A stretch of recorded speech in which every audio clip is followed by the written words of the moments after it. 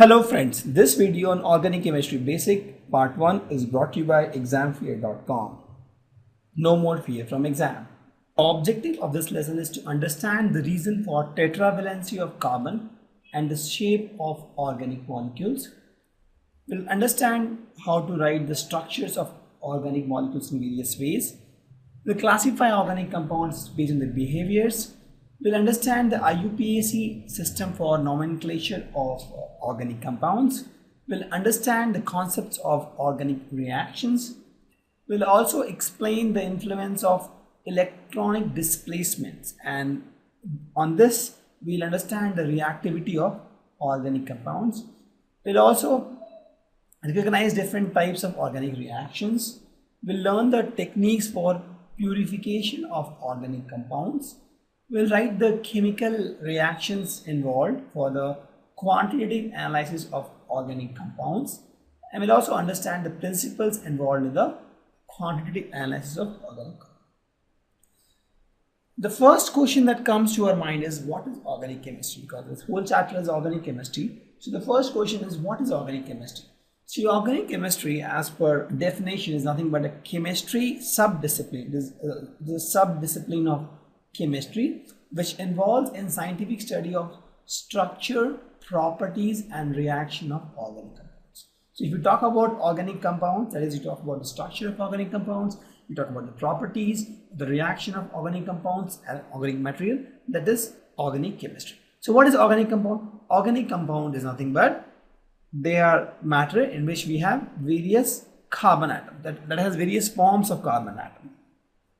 And there is an exception to it. If you see that, for example, carbon monoxide, carbon dioxide has carbon, they are not part of organic chemistry, they are part of inorganic chemistry, right? So for example, carbides, carbonates, carbon dioxide, cyanides, these also diamonds and graphite, they also have carbon, but they are inorganic.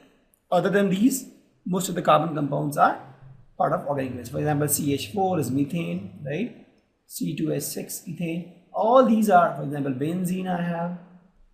All these are part of organic chemistry. But these carbon, oxides of carbon, carbonates, carbides, cyanides and allotropes of carbon, these are part of inorganic chemistry. Correct? So it says that organic chemistry is nothing but study of organic compounds. What are organic compounds? Organic compounds are nothing but, which has carbons in various forms, and the exceptions are carbides, carbonates, oxides of carbon, cyanides and allotropes of carbon. Now the next question comes to our mind is, we know definition of organic chemistry. Question is, why should we study organic chemistry? So if you see the petrol, the fuel, right, which we use, right, is the fuel, the petrol, diesel, the gasoline. See, this is nothing but organic material. The petrol is an organic material, it has carbon compounds. And to understand these, we need to know organic chemistry. If you talk about the coal, coal is also nothing but organic compound. If you talk about clothes we wear, right, the cotton, the textiles, they are also nothing but organic. If you see the medicines, most of the medicines which we consume are nothing but organic materials, right? They are made of carbon, hydrogens and other compounds. So most of the medicines which we use in our daily life are organic material. The DNA, the deoxyribonucleic acid, that is very critical for our blood, skins, muscles, and that is something which is responsible for our similarity with our parents, right? So if you see, right, a lot of children have same faces as the parents and the characteristics are also same. So these things are done by DNA, and DNA is also nothing but my organic compound. If you see the dyes which is used to color clothes and different stuff, they are also nothing but organic material. So we have wide application of organic material in day-to-day life. So it's good to understand organic chemistry. It's good if you think why the car runs, right? So the basic part in that is there's something called petrol or diesel which parts, right? And which gives energy, and then the chemical energy is converted into electrical or mechanical energy. But the first question is, why, let's suppose carbon, when it burns, it gives energy. Why petrol, when it burns, it gives energy? To understand those things, it's good to understand the organic chemistry, because the petrol is nothing but organic compound. So since organic compound has huge application in our day-to-day life, it is good to understand organic chemistry. So As I told you, the definition of organic compound was nothing but the compound which has carbons, but with some exception. Now, why this word organic came? From where this organic word came? So there's a good history for that. Let's see this. The science of organic chemistry is almost 200 years old. I think it was around 1780s where the scientists began to differentiate between organic and inorganic chemistry.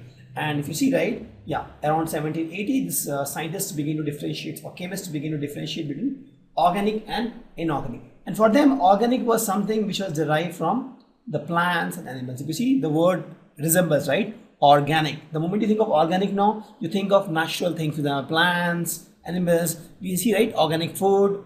And the moment you talk about inorganic, you talk about compounds which are prepared from mineral sources. So this was the basic category where in around 1780s chemists began to differentiate or put various things in two buckets. One is organic compound, inorganic compound. Organic compound means something which is derived from plants and animals, or the natural thing, right? Natural from plant and animal.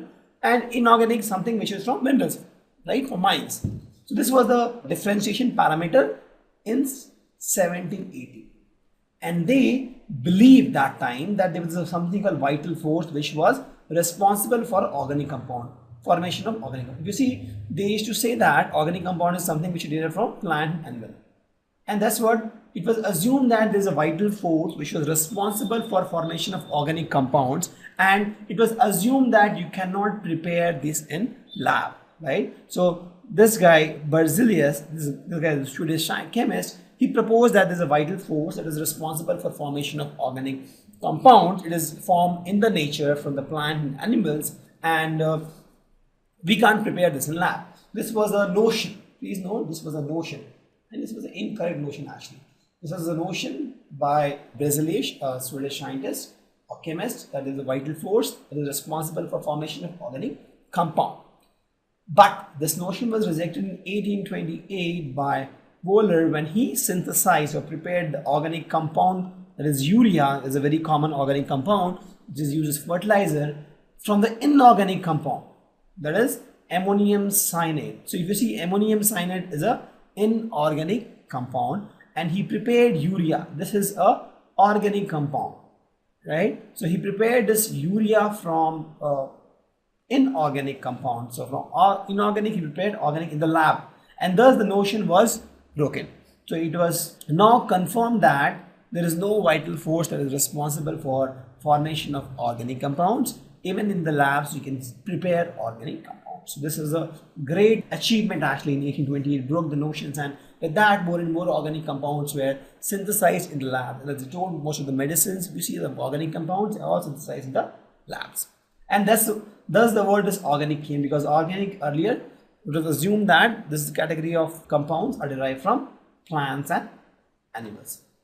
And further, once he created this urea, and then the acetic acid and the methane, all these things were further synthesized in the lab from inorganic source. So you see, methane is a organic compound, acetic acid is a organic compound. So both these are organic compound, and both of these were prepared or synthesized from inorganic substance in the lab by these chemists. So hope you understand why this word organic came, because earlier they differentiated based on what is the source. So if it is from plants and animals, they used to call it organic compounds. If it is from minerals, it is called inorganic compounds. But the earlier definition which I gave was for organic compound was organic compound is something which is made of carbon and some other compounds. That is true because they observed that most of these things which are derived from plants and animals has carbon, hydrogen. So they gave a new definition. So now let's see the sources of organic compounds. The first is the plants. From plants we get organic compounds, as I told. The next is animals. From animals also we get organic compounds. From petroleum also we get organic compounds. And the coal.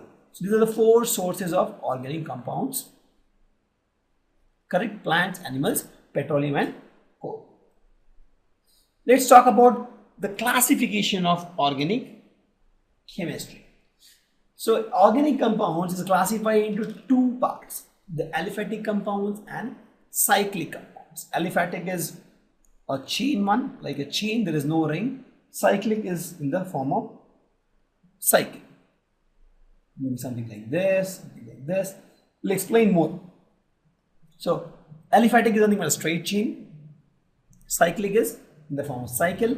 If you talk about cyclic compound, it can further be classified as heterocyclic and homocyclic compounds. So homocyclic means the cycle will have only carbon. For example, if I have cycle of something like this, we'll talk about these more. A cycle of carbon and hydrogens here. You see, only the cycle has only carbon. In heterocyclic, it can have other thing also. For example, I have this compound. This is oxygen here, right? Tetrahydrofuran.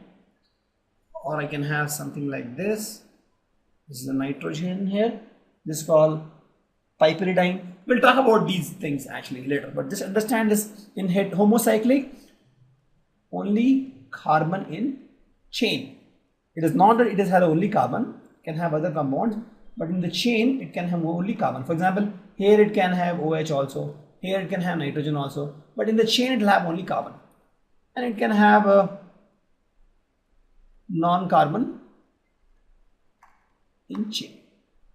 Example, here in the chain we have oxygen, here we have nitrogen. So that is heterocyclic and homocyclic. Homocyclic also is now further classified into alicyclic and aromatic.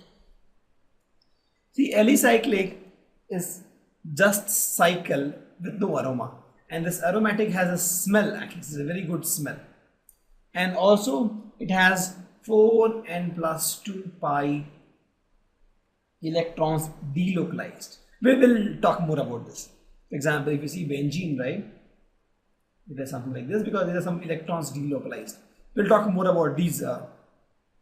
And these are alicyclic. For example, this one, we have cyclobutane or we have cyclohexane. So in this case, they don't have any aroma also, and they don't have any pi electrons delocalized. Their property is similar to this guy. So this guy's property and these guys' properties are all similar. Only thing is that they have ring, but the properties are same. We'll talk more about these in details actually. Similarly, in heterocyclic also we have alicyclic and aromatic. So alicyclic, if you see, all have similar properties, and aromatic has a smell. So aroma, the moment we talk about aroma, right? Aroma means smell. Aromatic has smell, and also it has 4n plus 2 pi. Sorry, 2 pi electrons. Yeah, 4n plus 2 pi electrons. And then in the heterocyclic, we have benzenoid and non-benzenoid. Thank you. Visit examfear.com to watch free educational videos, try free online tests, get the best quality study materials, study from the best tutors and mentors, and much more. Thanks once again.